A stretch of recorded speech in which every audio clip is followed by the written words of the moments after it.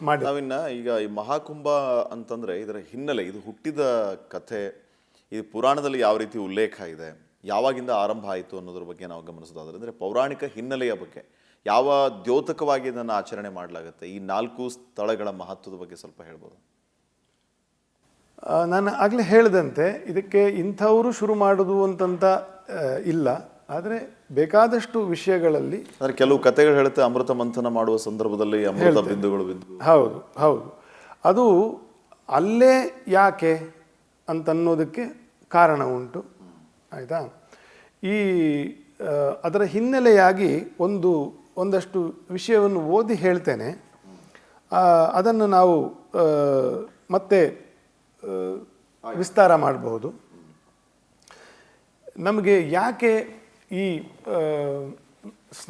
ಸ್ನಾನಗಳು, ಇಂಥ ವಿಶೇಷ ಸ್ನಾನಗಳು ಪುಣ್ಯ ಅಂತಂತ ಅನ್ನೋದಕ್ಕೂ ಕೂಡ ನಾವು ವಿಚಾರ ಇಲ್ಲದೆ ಯಾವುದನ್ನು ಮಾಡಲಿಕ್ಕಾಗಲ್ಲ. ಹಾಗಾಗಿ ಆ ವಿಚಾರ ಏನು ಅಂತಂದರೆ, ಸನಾತನ ಪರಂಪರೆಯಲ್ಲಿ ನಮಗೆ ಮುಖ್ಯವಾಗಿ ಬೇಕಾಗಿರ್ತಕ್ಕಂಥದ್ದು ಶುಚಿತ್ವ. ಎಲ್ಲ ಕಡೆಯೂ ನಾವು ನೋಡ್ತಕ್ಕಂಥದ್ದು ಶುಚಿತ್ವ, ಒಳಗೆ ಮತ್ತು ಪುಣ್ಯ ಪಾಪಗಳ ಚಿಂತನ. ಏನಪ್ಪ ಧರ್ಮಶಾಸ್ತ್ರಗಳ ಅರ್ಥ?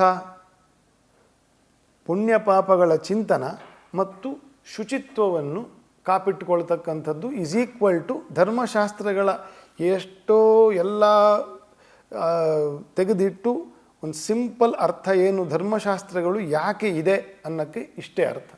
ಒಂದು ಪುಣ್ಯ ಪಾಪಗಳ ಅರಿವು, ಚಿಂತನೆ ಇರಬೇಕು, ಮತ್ತು ನಾವು ಶುಚಿರ್ಭೂತರಾಗಿರಬೇಕು ಒಳಗೆ ಮತ್ತು ಹೊರಗೆ.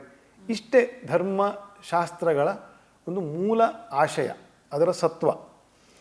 ಹಾಗಾಗಿ ಇದನ್ನು ಧರ್ಮಶಾಸ್ತ್ರಗಳ ಪ್ರಾಣವಾಯುವೇ ಈ 3 ತತ್ವದಿಂದ ಇದೆ. ಪುಣ್ಯ ಪಾಪಗಳ ಚಿಂತನೆ ಮತ್ತು ಒಳಗೆ ಹೊರಗಿನ ಶುಚಿತ್ವವನ್ನು ಕೊಡ್ತಕ್ಕಂಥದ್ದು ಅಂತ. ಇದರಲ್ಲಿ ಮುಖ್ಯವಾಗಿರ್ತಕ್ಕಂಥದ್ದು ವಿಶೇಷ ಮಾಸಗಳೆಲ್ಲ ಸ್ನಾನ. ಯಾವ ಮಾಸಗಳದು? ಒಂದು ವೈಶಾಖ ಸ್ನಾನ, ಒಂದು ಕಾರ್ತಿಕ ಸ್ನಾನ ಮತ್ತು ಒಂದು ಮಾಘ ಸ್ನಾನ. ಈ ವಿಶೇಷವಾಗಿರ್ತಕ್ಕಂಥ ತಿಂಗಳುಗಳಲ್ಲಿ ನಾವು ತೀರ್ಥಗಳಲ್ಲಿ ಮತ್ತು ನದಿಗಳಲ್ಲಿ, ಸಮುದ್ರಗಳು ಸೇರ್ತಕ್ಕಂಥದ್ದು, 2 ನದಿ 3 ನದಿ ಸೇರ್ತಕ್ಕಂತಹ ಕ್ಷೇತ್ರಗಳಲ್ಲಿ ನಾವು ಸ್ನಾನಾದಿಗಳನ್ನು ಮಾಡ್ತಕ್ಕಂಥದ್ದು ಶಾಸ್ತ್ರವಿಧಿ. ಒಂದು ಹುಣ್ಣಿಮೆಯಿಂದ ಇನ್ನೊಂದು ಹುಣ್ಣಿಮೆಗೆ ನಾವು ಈ ಸಂಕಲ್ಪ ಮಾಡ್ತಕ್ಕಂಥದ್ದು. ಅಂದರೆ ಹಿಂದಿನ ತಿಂಗಳ ಹುಣ್ಣಿಮೆ ಮತ್ತು ಈಗ ಬರ್ತಕ್ಕಂತಹ ಹುಣ್ಣಿಮೆ, ಇದರ ಮಧ್ಯ ಮಾಡ್ತಕ್ಕಂಥದ್ದು ಪುಣ್ಯ ಸ್ನಾನ. ಅದು ಶಾಸ್ತ್ರದಲ್ಲಿರುವುದು ಹಾಗೆ. ಅದಕ್ಕೆ ಏನು ಕಾರಣ? ಅಲ್ಲಿ ವೃದ್ಧಿ ಚಂದ್ರ ಇರ್ತಾನೆ ಅಂತ. ಅಂದರೆ ಹುಣ್ಣಿಮೆಯ ಮೊದಲನೇ ದ್ವಿತೀಯದಿಂದ ಹುಣ್ಣಿಮೆವರೆಗೂ, ಹುಣ್ಣಿಮೆ ಆದಮೇಲೆ 10 ದಿನ ನಮಗೆ ಪೂರ್ತಿ ಚಂದ್ರನ ಕಳಾಬಲ ಸಿಗುತ್ತೆ ಅಂತ. ಚಂದ್ರನ ಕಳ, ಅದರ ಬಲ ಬೇಕು.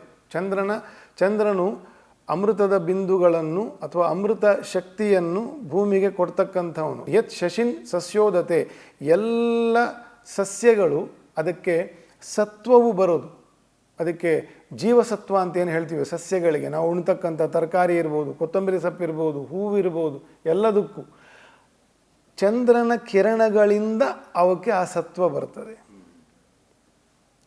ಆಯ್ತು? ಹಾಗಾಗಿ ಚಂದ್ರನ ಕಳೆ ಇದ್ದಾಗ ನಾವು ಪುಣ್ಯಕರ್ಮಗಳನ್ನು ಮಾಡಿದಾಗ ಅದು ವಿಶೇಷವಾಗಿರ್ತಕ್ಕಂತಹ ನಮಗೆ ಸತ್ಫಲಗಳನ್ನು ಕೊಡ್ತದೆ.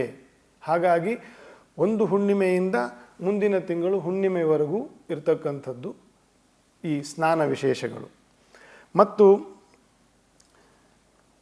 ಈ ಮಾಘಸ್ನಾನ ಮಹಾಪರ್ವ ಅಂತಂತ ಏನಿದೆ, ಸದ್ಯ ಮಹಾಕುಂಭಮೇಳ ಅಂತಂತ ನಾವೇನು ಆಚರಣೆ ಮಾಡ್ತಾ ಇದ್ದೀವಿ, ತ್ರಿವೇಣಿ ಸಂಗಮದಲ್ಲಿ ನಡೀತಕ್ಕಂಥದ್ದು. ಇದು ಸ್ನಾನ ವಿಶೇಷ ಅಂತಲೇ ಇರತಕ್ಕಂಥದ್ದು.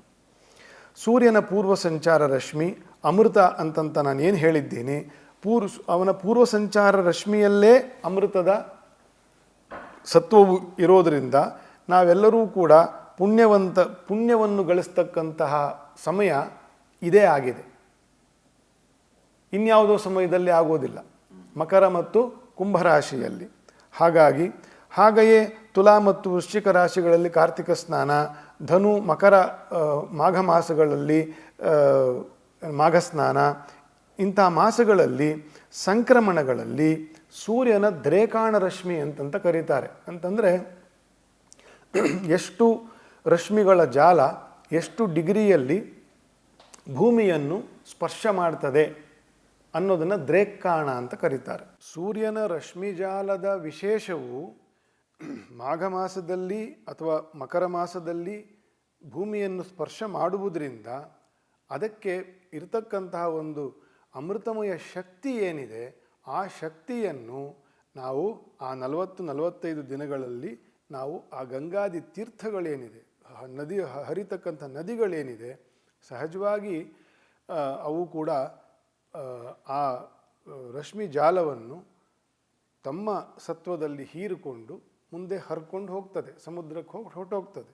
ಸೊ ಆ ಸಮಯವು ಕಳೆಯೋಕ್ಕಿಂತ ಮುಂಚೆ ಅದರ ಶಕ್ತಿಯನ್ನು ನಾವು ಪಡ್ಕೊಳ್ಬೇಕು, ಅದರ ಒಂದು ಪುಣ್ಯವನ್ನು ನಾವು ಸಂಪಾದನೆ ಮಾಡಬೇಕು. ಅದರಿಂದ ನಾನಾ ಬಗೆಯ ಕಾಯಿಲೆಗಳು, ಮಾನಸಿಕ ದುರಿತಗಳು, ಮನೋವೈಕಲ್ಯಗಳು ಮತ್ತು ಮುಂದೆ ಬರಬಹುದಾಗಿರ್ತಕ್ಕಂತಹ ದೋಷಗಳು, ಅಂದರೆ ಯಾವುದಾದ್ರೂ ಒಂದು ಪಾಪದ ನಿಮಿತ್ತ ಯಾರಿಗೂ ಮುಂದೆ ಏನಾದರೂ ದೋಷಗಳು ಬರಲಿಕ್ಕೆ ಸಾಧ್ಯತೆ ಇರ್ತದೆ. ಹಾಗಾಗಿ ಮುಂದೆ ಬರಬಹುದಾಗಿರ್ತಕ್ಕಂತಹ ದೋಷಗಳೇನಿರ್ತದೆ ಅದು ಕೂಡ ಪರಿಹಾರ ಆಗ್ತದೆ. ಅನೇಕ ಬಗೆಯ ಐಹಿಕವಾಗಿರ್ತಕ್ಕಂಥ ಏಳಿಗೆಗಳಾಗ್ತದೆ ಬರೀ ಸ್ನಾನ ಮಾತ್ರದಿಂದ. ಅಷ್ಟು ಸತ್ವಯುತವಾಗಿರ್ತಕ್ಕಂತಹ ಕಾಲ ಈ ಮಕರ ಮಾಸ ಅಥವಾ ಕುಂಭ ಸ್ನಾನದ ವಿಶೇಷ.